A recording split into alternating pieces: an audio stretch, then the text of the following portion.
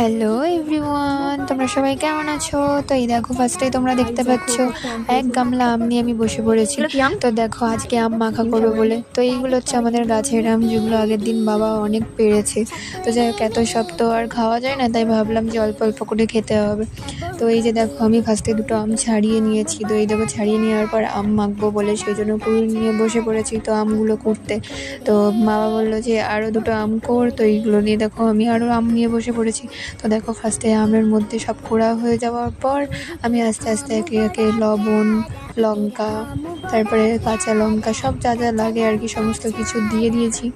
তো just awesome ছিল খেতে। তো তোমরা কারা কারা এই গরমের মধ্যে আম খেতে ভালোবাসো অবশ্যই আমাকে কমেন্টে জানিয়ে যেও।